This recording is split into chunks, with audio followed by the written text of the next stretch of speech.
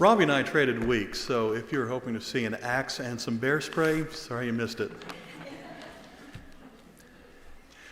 Instead, I have a story from April 1994. I was in the hospital along with my family. We were in the consultation room.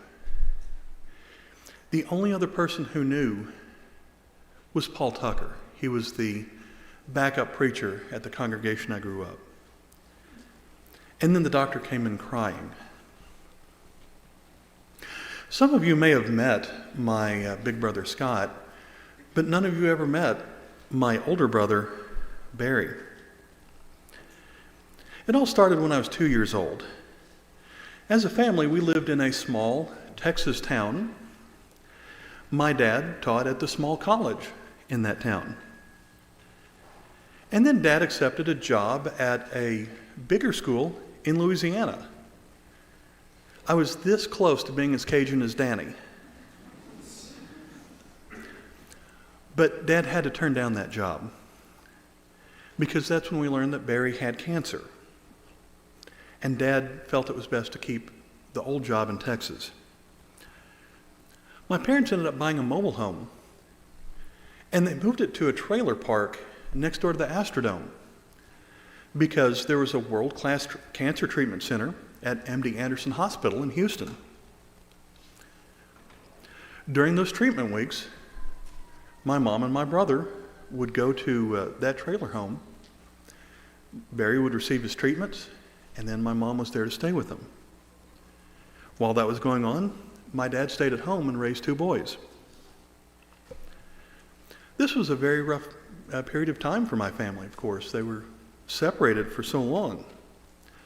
So my dad found an open position at Lipscomb, and as a family, we moved to Nashville, where now we could stay at home, but there's a world-class cancer center in Vanderbilt.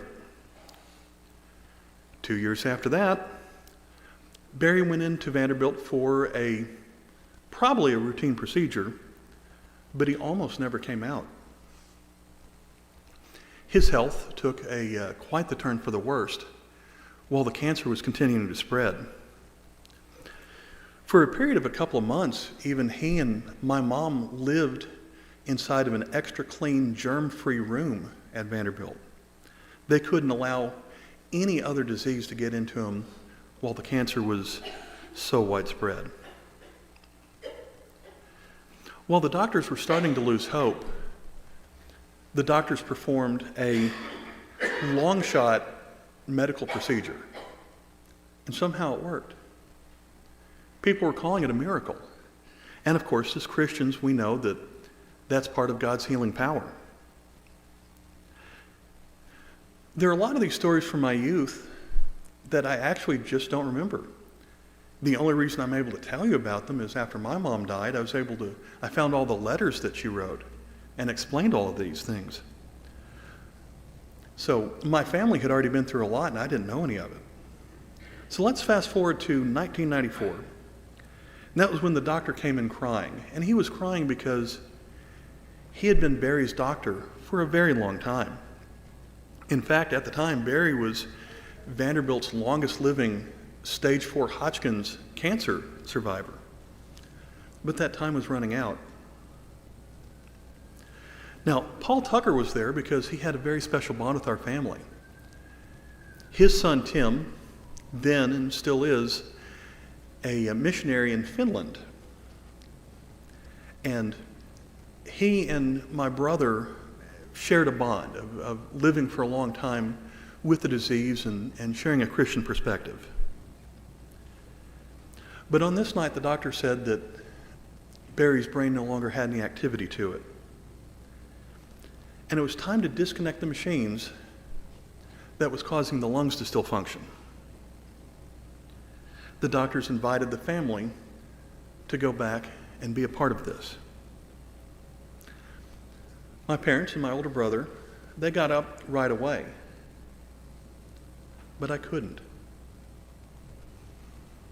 I was thinking to myself, a lot of thoughts were going through my mind at that time, but I was thinking, what's going on? This kind of thing doesn't happen to kids my age, to have older relatives be sick like this. Do I want this to be my last memory of my brother, seeing him like this? Am I too young to watch someone die? Paul Tucker said,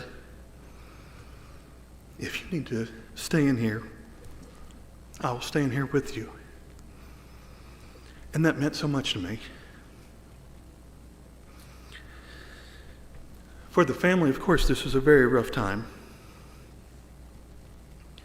There was one thing that made it better. That's because Barry had heard the gospel. I'm going to share a few verses. In John 20, verse 31, these have been written so that you may believe that Jesus is the Christ, the Son of God, and that believing you may have life in his name. You see, Barry believed. In Luke 13, verse 3, Jesus is talking and said, unless you repent, you will all likewise perish. Barry had repented. Matthew 10:32, Jesus again says, everyone who confesses me before men, I will also confess him before my Father who is in heaven. Barry did confess. Oftentimes during the invitation, we quote a lot of scriptures having to do with baptism, and those are just as important, but I believe Danny tonight has an entire auditorium class on these verses, so I'm not going to cover those as well, but safe to say that Barry was also baptized. So it was better because Barry had done all these things. In fact, he had done all these things even before he got sick. But I had not done these things yet, and I was age 17. 2 months after this, I told my parents I was ready. They called the church, and guess who answered? Paul Tucker. So as a family, we drove to the church building, and my initial thought was, why does it have to be the boring preacher that's going to baptize me? But after I realized that Paul meant so much to me that I'm glad it was him. But that misfortune didn't only happen to our family that school year. I had one classmate whose big sister fell asleep very close to a malfunctioning air conditioning heating unit that had a carbon monoxide leak. And that big sister didn't wake up. And I had another classmate who, on his way home from work every day, goes through a dangerous curve. And one night he didn't make it home. So these are stories of things that happened to older relatives of my classmates. But let me tell you what happened my senior year of high school.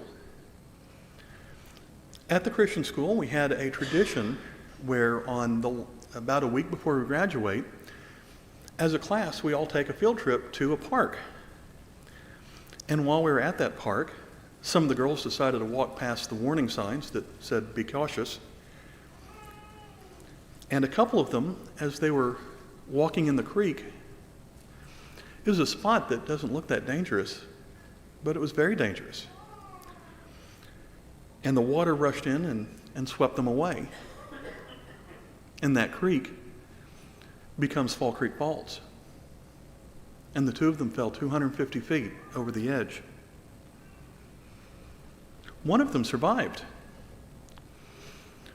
A lot of people were calling that a miracle.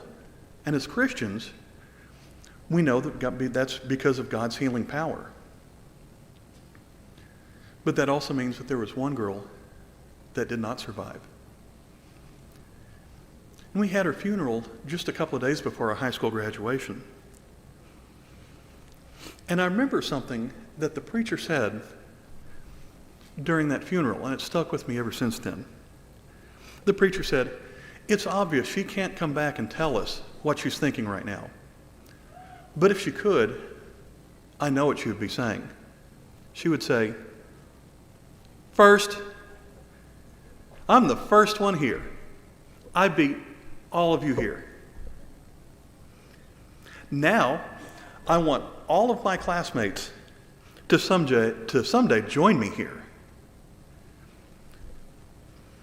And then that way we can celebrate all of our class reunions forever. You see, she had also believed and repented and confessed and was baptized. If you need to do any of those things, we can help.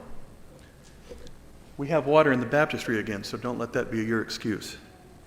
If you're struggling, you need prayers, or if there's anything else that we can help you with, please come right now as we stand and sing.